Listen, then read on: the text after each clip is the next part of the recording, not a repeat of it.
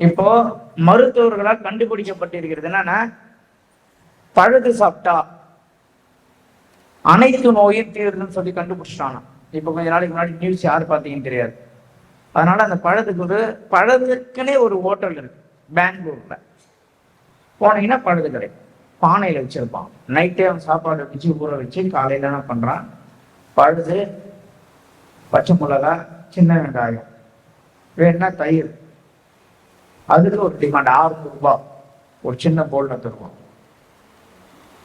இது ஏன் சொல்றேன்னா, நம்ம நவீனம் பாஸ்மதி ரைஸு, நவீனம் பாஸ்போர்ட்டு, ஸ்டீம் ரைஸ்ன்னு போயிட்டு மறுபடியும் எங்க வருவோம்னா எது உண்மை அதுதான்.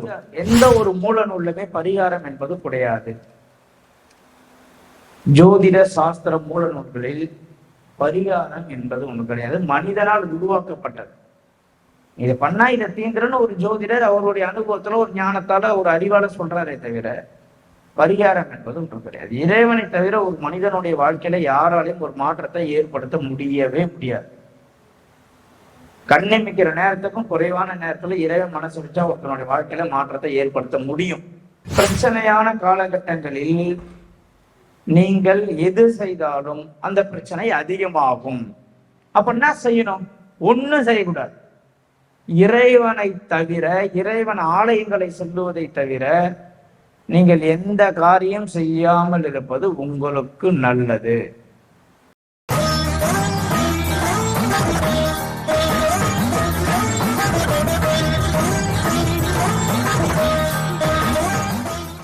அனைவருக்கும் வணக்கம். நம்ம இது 2வது மாசம் இங்க சத்திரத்துல பௌர்ணமிக்கு இந்த குமாரஸ்தவம் சொல்லி வேல் பூஜை பண்றோம். வேல்மாறல் சொல்லி இன்னைக்கு வேல் பூஜை பண்ண போறோம்.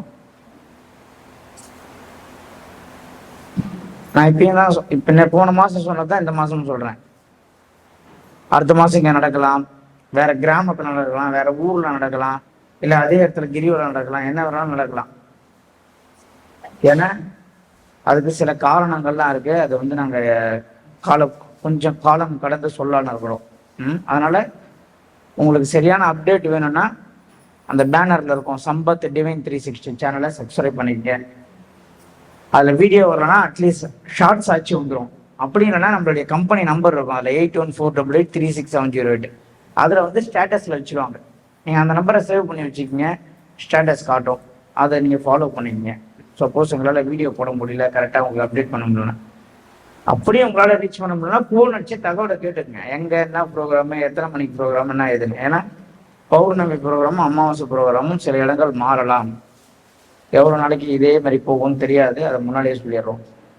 ஏன்னா இப்போ நிறைய ஊர்லேருந்து எங்கள் ஊரில் பண்ணுங்க, ஒரு ஃபங்க்ஷன் எங்கள் ஊரில் பண்ணுங்க, எங்கள் கிராமத்தில் பண்ணுங்க, எங்கள் ஊர் முருகன் கோயிலில் பண்ணுங்க, நாங்கள் எல்லாம் ஏற்பாடு பண்ணி தரோம் அப்படின்னு கேட்கறதுனால இது முடிஞ்ச அளவுக்கு நாங்கள் மாதம் நீங்கள் கரெக்டாக ஒரு வாரத்துக்கு முன்னாடி கேட்டு தெரிஞ்சு கொள்வது உங்களுக்கு நல்லது. லாஸ்ட் டைம்ல அப்டேட் இல்லாமல் நீங்கள் இங்கே வந்துடாதீங்க. அதை நான் தெளிவாக சொல்லிடுறேன். எப்பொழுதுமே கூட்டு பிரார்த்தனைக்கு ஒரு பலம் ஜாஸ்தி. அதாவது இறை வழிபாடுனாலே கூட்டு பிரார்த்தனை தான். எந்த ஒரு வீட்லயும் பூஜை அறை என்பது ஒண்ணு இல்லை. காலப்போக்கில் மனிதனால் உருவாக்கப்பட்டதுதான் பூஜை அறை. எந்த ஒரு வீட்லயும் வீட்டுக்குள்ள கிச்சன் கிடையாது, வீட்டுக்கு வெளியே தான் அடுப்பாங்க. எந்த ஒரு வீட்லயும் வீட்டுக்குள்ள பாத்ரூம் கிடையாது, காலப்போக்கில் அட்டாச்சு பாத்ரூம். எந்த ஒரு வீட்லயும் மாடிப்படி கிடையாது, முதல்ல மாடிப்படி வந்தது. அப்புறம் டூப்ளெக்ஸ்னோம், அது ஒரு நவீன கால வளர்ச்சின்னா அப்புறம் வீட்டுக்குள்ளே படிக்கட்டு போட்டோம். ஊருக்கே ஒரு டேங்க் இருக்கும், ஊருக்கே ஒரு குளம் இருக்கும், ஊருக்கே ஒரு ஏரி இருக்கும். அதுல இருந்து மக்கள் தண்ணியை பிடிச்சி ஆண்டாங்க. இன்னைக்கு வீட்டுக்கு ஒரு பொருள், வீட்டுக்கு ஒரு சம்பு, வீட்டுக்கு ஒரு டேங்கு. இதெல்லாம் நம்ம வளர்ச்சி நினைக்கிறோம். நாம் பிரச்சனைக்கு காரணமே அதுதான். நாம் எதெல்லாம் வளர்ச்சி என்று நினைக்கிறோமோ அதுலதான் நம்மளுடைய பிரச்சனையே இருக்கு, வேற எதுலையுமே கிடையாது. நீங்க எதெல்லாம் ரொம்ப வளர்ச்சி வளர்ச்சி வளர்ச்சி நம்ம நினைச்சு போயிட்டு இருக்கோமோ அதில் தான் நாம் பிரச்சனையை அனுபவித்துக் கொண்டிருக்கிறோம் என்பதுதான் உண்மை. எதிலெல்லாம் நாம் வளர்ச்சி என்று நினைக்கிறோமோ அதுலதான் நம்மளுக்கு பிரச்சனை இருக்கு. இப்போ மருத்துவர்களால் கண்டுபிடிக்கப்பட்டிருக்கிறது என்னன்னா, பழுது சாப்பிட்டா அனைத்து நோயும் தீருதுன்னு சொல்லி கண்டுபிடிச்சிட்டானா. இப்ப கொஞ்ச நாளைக்கு முன்னாடி நியூஸ் யாரு பார்த்தீங்கன்னு தெரியாது. அதனால அந்த பழதுக்குன்னே ஒரு ஹோட்டல் இருக்கு பெங்களூர்ல. போனீங்கன்னா பழுது கிடைக்கும். பானையில வச்சிருப்பான். நைட்டே அவன் சாப்பாடு வச்சு ஊற வச்சு காலையில என்ன பண்றான், பழுது, பச்சை மிளகா, சின்ன வெங்காயம், வேணா தயிர், அதுக்கு ஒரு டிமாண்ட் 6 ரூபாய் ஒரு சின்ன போல்ல தருவோம். இது ஏன் சொல்றேன்னா, நம்ம நவீனம் பாஸ்மதி ரைஸ், நவீனம் பாஸ்போர்ட் ஸ்டீம் ரைஸ்ன்னு போயிட்டு மறுபடியும் எங்க வருவோம்னா எது உண்மை அதுதான் வரும். அதனாலதான் இப்ப நான் என்ன சொல்ல வரேன்னா, இந்த நவீன காலத்தில் மக்களுக்கு அதிகமா கடன் இல்லாதவர்கள் யாரும் இல்லை நான் பார்த்த வரைக்கும். இல்லைன்னா வழக்கு இல்லாதவங்க யாரும் இல்லை. இது ரெண்டுமே ஒருத்தனுக்கு இல்லைன்னா அவனுக்கு ஆரோக்கியம் இல்லை, நல்லா இல்லை. ஆரோக்கியமா நல்லா இருந்து கடனும் இல்லாம பொருளாதாரமும் இருக்கிற ஒரு ஆளை இது வரைக்கும் நான் பார்க்கறேன். அப்படி யாருன்னா நீங்க உங்க சரௌண்டிங்ல ஒருத்தவங்களை பார்த்தீங்கன்னா அவருக்கு திருமண வாழ்க்கை நல்லா இருக்கான்னு பாருங்க, திருமண வாழ்க்கை நல்லா இருக்காரு. இல்லைன்னா அவருக்கு அடுத்த வாரிசு இருக்காரு. மனைவி, குழந்தை, சொத்து, ஆரோக்கியம், கடனில்லா வாழ்வு, வம்பு வழக்கு, கோர்ட்டு கேஸ் இல்லாத நீங்க ஒருத்தரை நடமாடும் மனிதரை பார்த்துக்கிட்டீங்கன்னா அவர் தான் தெய்வம். நீங்க அவரை உடனே காலில் உண்டுடணும். நீங்க கேட்கவே வேண்டாம், நீங்க கோவிலுக்கே போக வேண்டாம், அவரு தான் தெய்வம். ஆனா அப்படி ஒரு ஆள் இருக்க மாட்டார். நீங்க நினைச்சுக்கலாம், என் வீட்டு பக்கத்துல ஒருத்தர் இருக்கிறான், அவன் ரொம்ப நல்லா இருக்கான், அவன் பிசினஸ்ல பாதிக்கு வந்து கொள்ளடிக்கிறான், அப்படிலாம் நீங்க நினைக்கலாம். அவர் வீட்டில் இருக்கக்கூடிய இழப்பு உங்களுக்கு தெரியாது. போய் பழகி பேசி பார்த்து அவர் கூட ஒரு 6 மாசம் டிராவல் பண்ணா அவர் சில கதைகள் எல்லாம் சொல்லுவார். அதை கேட்ட பிறகுதான் ஐயோ நம்மளே பரவாயில்ல நம்ம நினைப்போம்.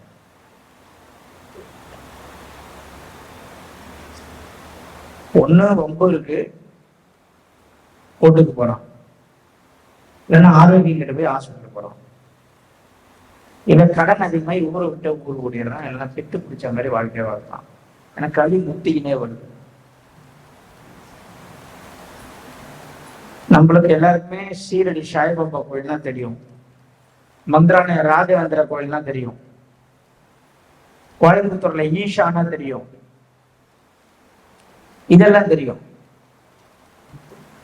திருமானிக்குடி அப்படின்னு ஒரு ஊர் இருக்கு, யாருக்கு தெரியும்? என்ன ஊர்? கடலூர் மாவட்டம். நீங்க உங்களை சொன்னா நான் சொன்னதுனால தெரியும், அது தெரியும், நான் கேட்கல. உங்களுக்கு தெரியுமான்னு கேட்டேன். திருமானிக்குடின்னு ஒரு ஊர் இருக்கு. ஏன் நாம் இன்னும் நிறைய பிரச்சனைக்கு தீர்வு கிடைக்காம இன்னொருத்தவங்க கிட்ட இது பாருங்க, நல்லா புரிஞ்சுங்க. உங்களுடைய பிரச்சனைக்கு யாருமே தீர்வு தர முடியாது. உங்களுடைய பிரச்சனைக்கு நீங்க மட்டும்தான் தீர்வு தர முடியும். இதுதான் உண்மை. உங்க பிரச்சனைக்கு நான் தீர்வு தர முடியாது. உங்க பிரச்சனைக்கு நீங்க தான் தீர்வு தர முடியும். ஆனா உங்க பிரச்சனை எதுன்னு கரெக்டா உங்களுக்கு ஐடென்டிஃபை பண்ண தெரியாத ஒரு ஆஸ்பிரேஷன் மைண்ட்ல இருப்பீங்க. அதை கண்டுபிடிக்கிறது தான் என்னுடைய வேலை. ஆனா என் மனிதன் நினைக்கிறான் நம்மளுடைய பிரச்சனைக்கு இன்னொருத்தர் தீர்வு கொடுத்துருவாருன்னு நினைக்கிறான். அங்கதான் தோத்து போறேன். யாருடைய பிரச்சனைக்கு யாரும் தீர்வை தர முடியாது. ஏன்னு சொல்றேன்னா, ஒரு ஒரு ஒரு கிறிஸ்டின் பையனை பாருங்க, அவன் ஞாயிற்றுக்கிழமையான பைபிள் எடுத்துன்னு கண்டிப்பா சர்ச்சுக்கு போயிடுவான். ஒண்ணு குடும்பத்தோட போவான், இல்ல அந்த பையன் போவான். சின்ன வயசுல அந்த குழந்தைய சர்ச்சில் கீபோர்டு வாசிக்கிறதுக்கும் பேண்டு வாசிக்கிறதுக்கும் அந்த குடும்பம் ஆதரிக்குது. ஒரு முஸ்லீம் பையன் பாருங்க, ஆட்டோ ஓட்டினே இருக்கான், டக்குன்னு அந்த டைம் வந்ததும் ஒரு சின்ன தார்பாயை எடுத்து போட்டு பிளாட்பார்ட்ல போட்டு தொழுகிறான், தொழுகை செய்யறான். நம்ம ஆள் மட்டும் என்ன பண்றான்னா, தவறான வழியில் பசங்களை போதிப்பதில் நம்பர் 1 யாருன்னா நம்ம ஆளுங்க தான். முட்டை சாப்பிட்டா பாவம் சொல்றேன், அந்த அம்மா போய் குழந்தைக்கு முட்டை சாப்பிடலாம் எப்படி என் பையன் சத்தா இருப்பான்னு கேக்குது.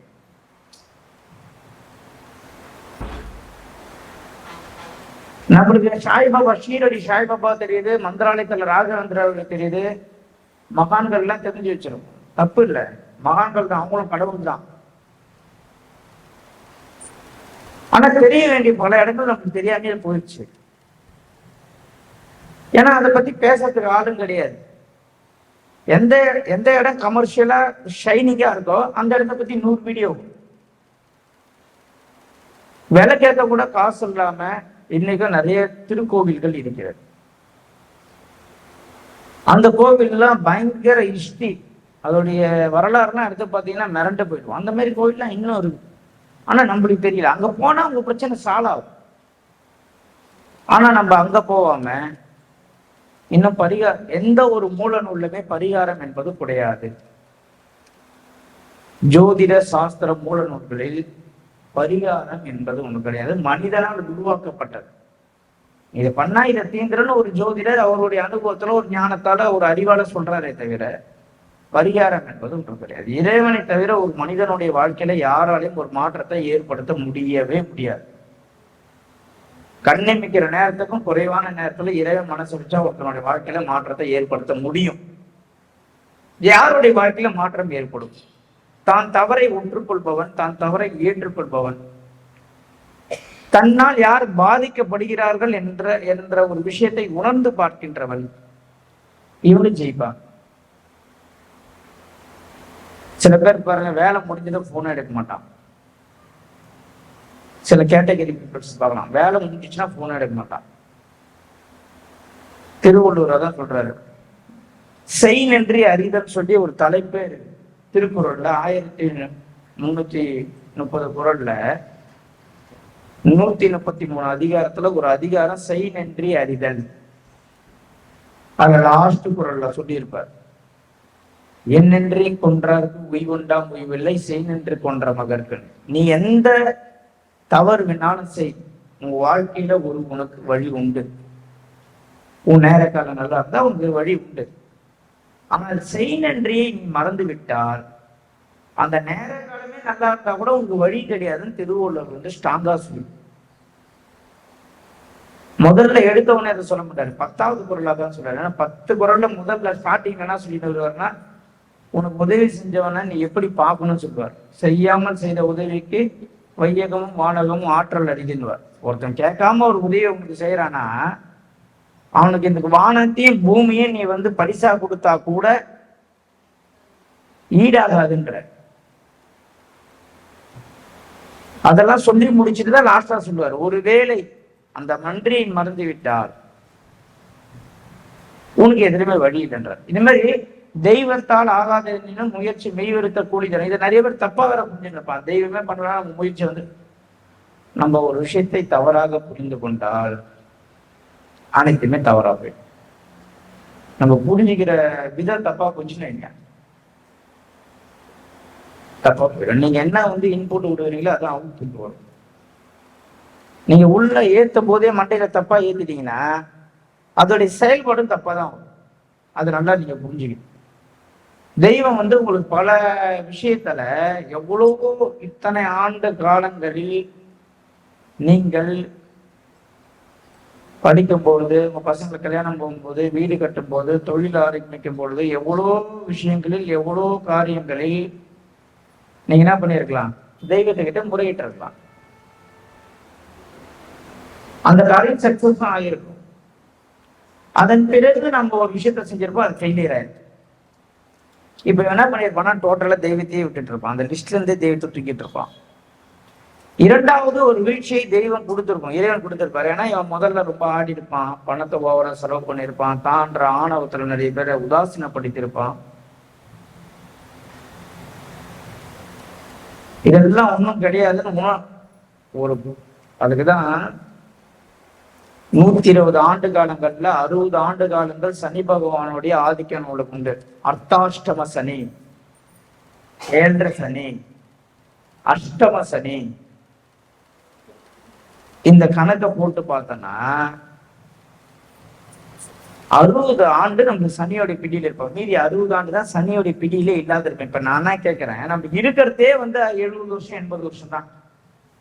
இப்போ அப்போ 60 வருஷம் சனியோட ஆண்டிலே போயிடுச்சுன்னா 20 வயசு அவன் வாலிப வயசுல என்னன்னே தெரியாது, வாழ்க்கை என்னன்னே தெரியாத வாழ்ந்து 20 வயசுல தான் அவன் வரான். ஒரு வேலைக்கோ ஒரு படிப்பை முடிச்சுட்டோ ஒரு 20 வயசுல தான் தொடங்குறான்.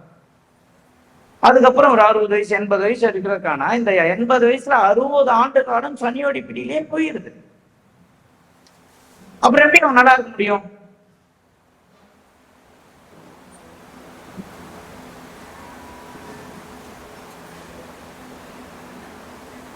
அப்போ இதுக்கு மாற்று வழி என்ன? என் கிளாஸ்ல டெமோ கூட காமிப்பா அடிக்கடிக்கு.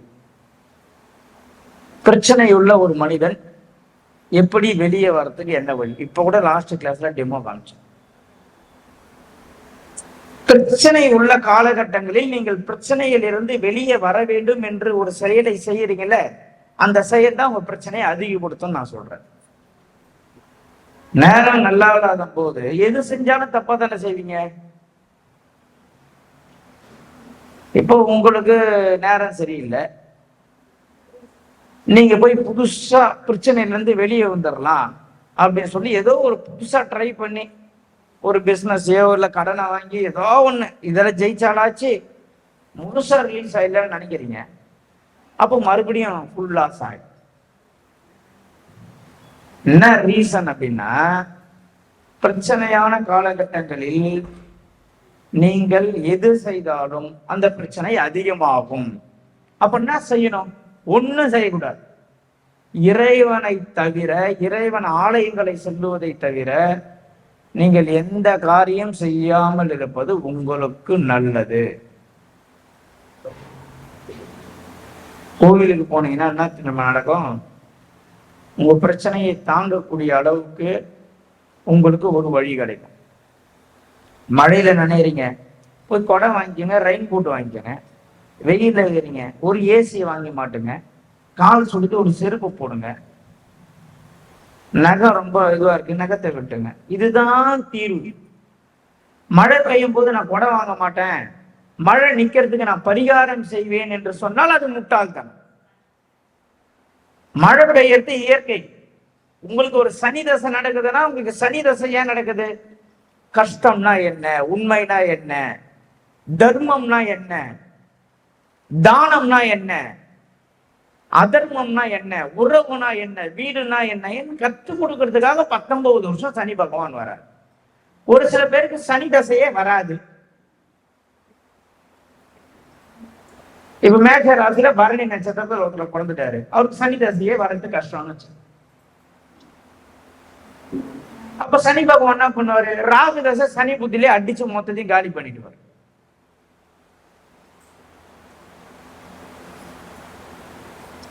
அப்போ சனி தசையே கடக்க முடியாத ஒரு நபர் சனி புத்தியில அடி வாங்குவது உறுதி.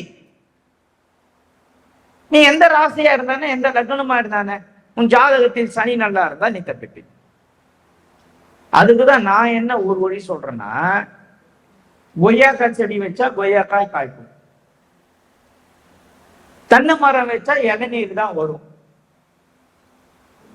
இந்த உண்மையை புரிந்து கொண்டால் சனி பகவானால் உங்களுக்கு பிரச்சனை கிடையாது. சனி பகவான் உங்களை எந்த ஒரு டிஸ்டர்பும் பண்ண மாட்டார். இது தெரியாம மழை பெய்யுதுங்க நான் நினைக்கிறேன். இப்போ மழை பெய்யற மழையை நிப்பாட்டுறன்ற ஒருத்தர் பணிகாரம் பண்றாருன்னா அவரை விட ஒரு முட்டாள் இந்த உலகத்தில் வேற யாரும் இருக்கு? தேங்காய் ஓட்சி சில பேர்லாம் மாடியில எல்லாம் வைப்பாங்க. இறைவன் எவ்வளவு கஷ்டப்படுறாருன்றது யாருக்கும் தெரியாது. நம்மளை விட அதிகப்படியான கஷ்டம் இறைவனுக்கு மட்டும்தான் இருக்கு. இந்த உண்மையை உணர்ந்தால் உங்களுக்கு ஞானோதயம் வந்துவிடும் நான் சொல்றேன்.